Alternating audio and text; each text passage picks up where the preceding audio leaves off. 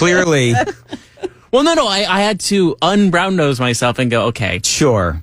And I know Joan is she is the... Joan's the star. She's the draw. She's the Joan draw. is the star. Yeah, Absolutely. Not a problem. So I was like, okay, I got to have Joan in this. And I was going to go, one of my ideas was like the man, the myth. Oh, hey, Joan, like me just off topic, just randomly talking. But I was like, oh, that doesn't work. So I was like, oh, look, it's Joan. It's all good. Listen, it's all fine, well, and good.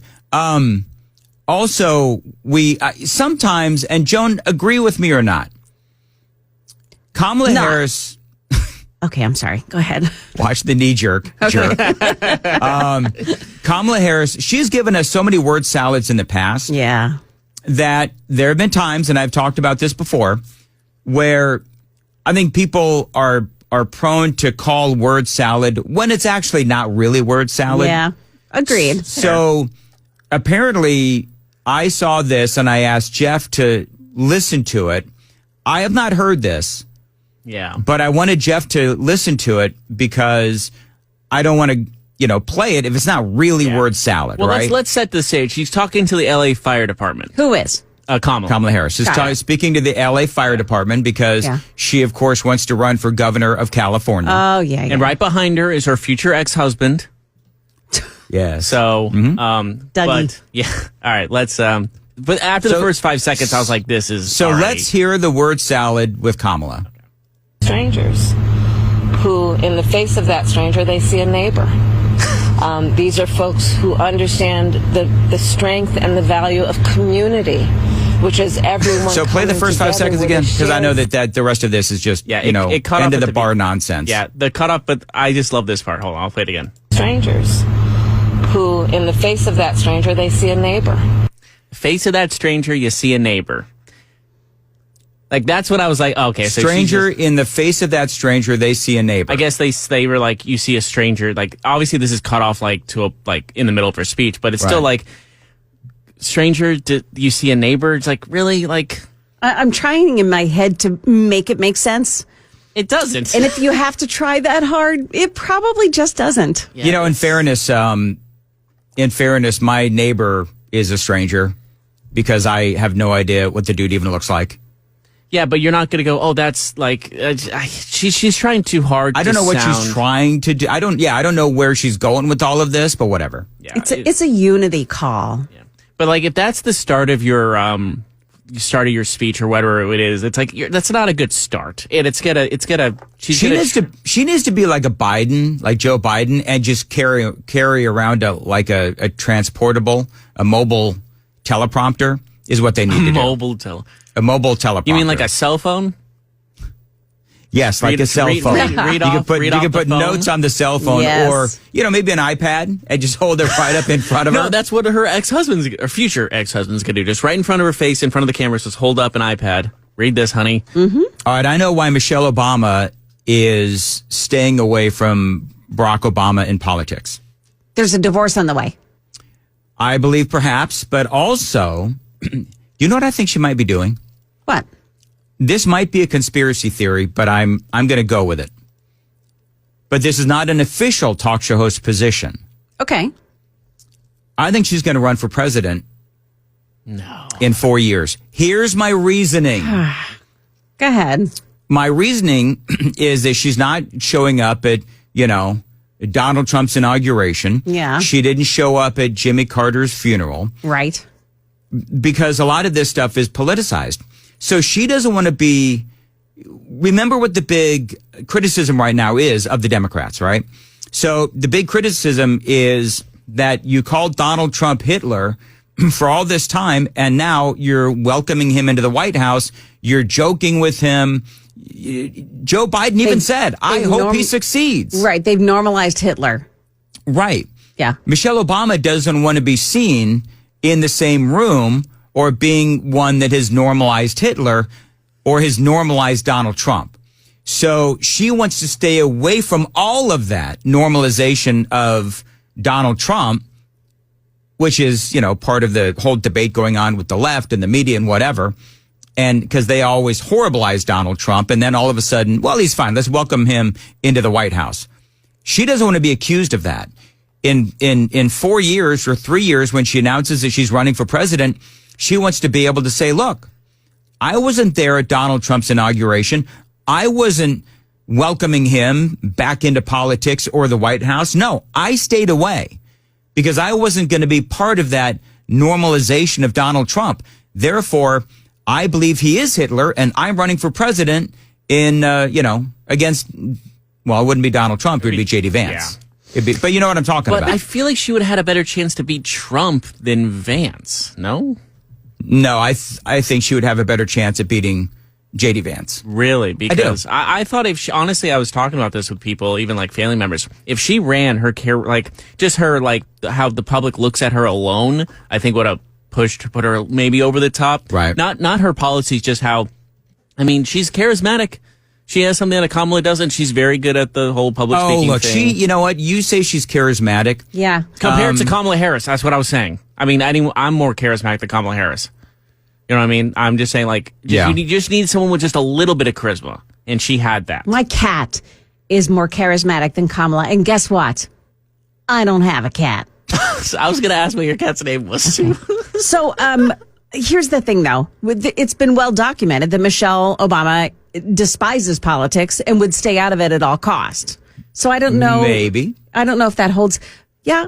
Listen, I'm just throwing it out there. Yeah. Have I ever heard her say that? No, it's just the characterization by the media of how she feels about politics. But she has never said it. She's never. Not that I know of. Well, when they go low, you go high. That's you right. Guys. That's all I know. That's all I know her from, to be completely honest.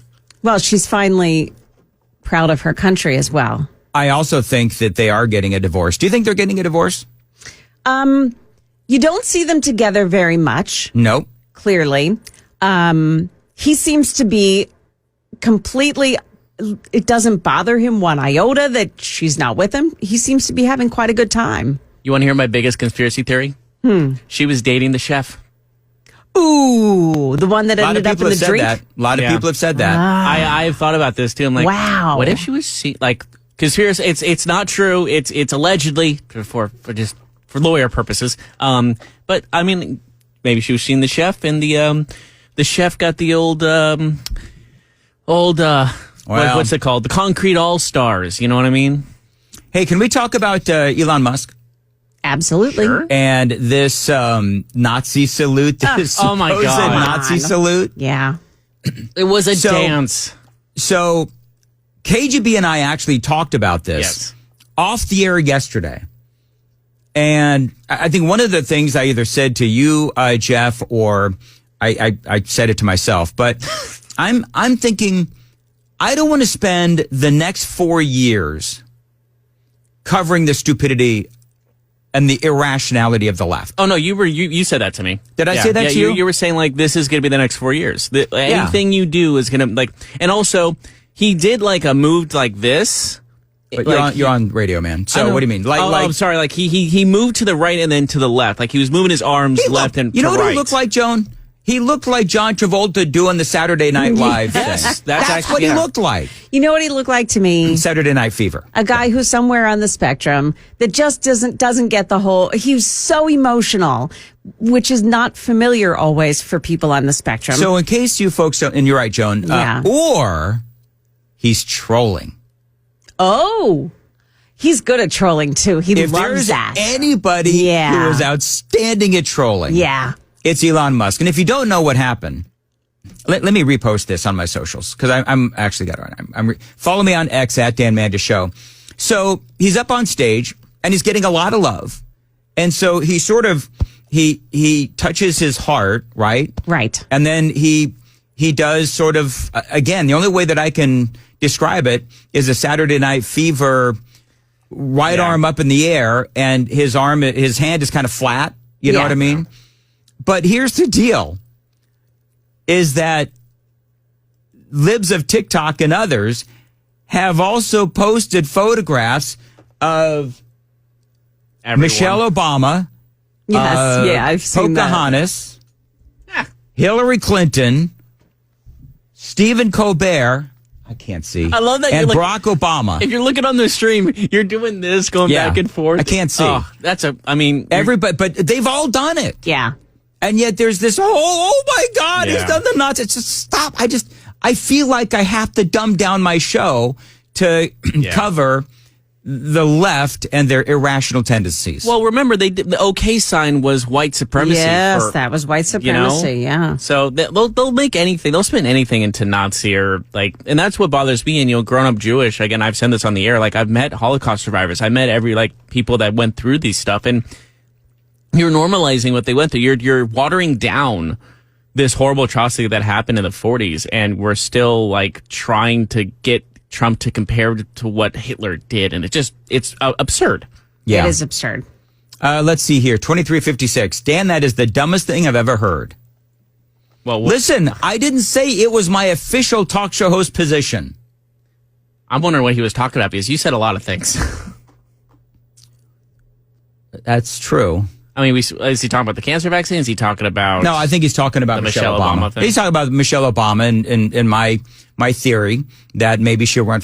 Remember that neither one of you were on the show yet, but I kept bringing that up to Brian Wilson, Michelle Obama running for president. And he just, I kind of over the years have learned to understand what triggers Brian. So then I just started asking him just because I knew that it would make his eyes roll. You know what I'm talking about? Somebody called me an a-hole on the Super Text line. I saw that. He apologized. He apologized right after. He didn't have his coffee, which I understand. No, but here's the thing. Basically what he said, which is fine, whatever. But what he was accusing me of is saying that the cancer vaccine was going to be mandated by the government. That's what he said that I was intimating or saying. I literally said in that monologue 3 or 4 different times, no, this is the big difference. It's in my notes. I uploaded on the podcast. It's now forever in the podcast. Yeah. In our podcast that you said it multiple times. This is not mandated. I'm pretty sure in your audio. I don't know about the audio, but I said that multiple times. Yes. You also apologized to the guy saying, hey, if I didn't make that clear, then that's my fault. Yeah. I said, okay, well then let me go ahead and clarify, even though I knew exactly what I said, because I'm very careful about things. And sorry, I found out. That actually made me laugh. Yeah. Marco Rubio. Anyway. But I appreciated I appreciated him reaching out. He said, "You're welcome, a-hole." Yeah. And I'm like, what? He immediately apologized, though. I know, but I didn't deserve that. He also complimented me, which I rarely get, so I appreciate him. Is there any end to your suck-uppery? I don't get. Do you think do I get compliments a lot? No. Okay? So I want to make sure that everyone is of the understanding. This morning, KGB has sucked up to Joan and random super texters, but me, he throws under the bus multiple times. The guy that actually... Dan, you have thrown me under that bus more than I have thrown you under it. Beep, beep, yeah. Beep. Yeah, you just wait till the next air check meeting, young man. Oh, man, here we go. That's always fun. Yeah. Hey, did you hear in the 6:32 segment where you had that 5 seconds where you forgot what you were going to say and you stuttered? Oh, those are really fun. I love air check sessions. Wow, that's just... Maybe you could have said it better like this. Oh. Yeah. You imagine. You know what we ought to do one time is, and I know that the PD doesn't get up this early, so we can speak freely amongst ourselves. We should tape some of those, PD sessions where you could have said it better like play this. it back for him. I thought you meant record the meetings. I'm like, I'm pretty sure that's fireable. Record it and then air check our air check session with the PD. That would be fun. Yeah, we'd all be fired. He's a good sport. I'm sure he would. You know what? I'm very much kidding. I love the PD. He's actually a really good guy. No, yeah, he is. No, I am. I'm not being whatever. We were talking off the air. He helped me get a little show on the sports station. So, listen to this. I know, right? Joan, now he's you a good pick up guy. what's going on now? Yeah, I do. So now, KGB is trying to get a plug for his little show over on the sports station. Okay, so what's your little show? Well, it's on Fridays. We'll promote it on Friday. No, we'll promote it now. What you're doing, he's doing a I try to He's move on. You didn't. He's promoting gambling, is what he's doing. You are? Yeah, he It's is. a show about fantasy football and betting, okay? Because sports and betting just go hand in hand. And some people need advice for it, and I give them their advice. Tell Pete Rose that. Well, I'm not in the league. I think those Sorry. are two very different things, God rest his soul. But, yeah, I gave some people some betting advice last Friday, and I hit 2 out of 3. Good for you. All right. Very good. We didn't get to the whole Bishop thing, Oh, well. but you know what we're going to do? We have to. We'll do it at 6. Okay, Yeah. that's good. We'll do it at 6. But here's what I want you folks to do, is that if you have a second, when we're in commercial break, because I want you to keep listening, but go find it on YouTube. The thing that I love the most about that, Joan, is Trump's faces. And Melania is speaking to Trump like, can you imagine this woman? And Trump is like, yeah, this is stupid. I mean, you can tell it in their faces. Yeah. So, and then J.D. Vance is looking at Trump like, who told us we had to be here? You know what I mean? Like, I love their faces.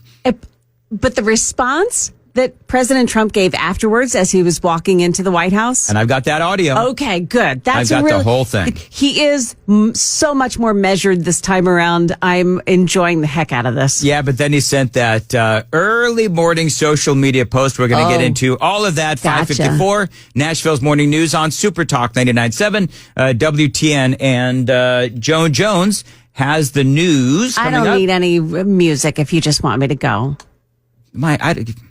They're going to do something to this studio Yeah. at some point this weekend. I hope that they take this trash heap of a computer and just like burn it to the ground, because it keeps failing on me like Right now. other things in my life. Anyway,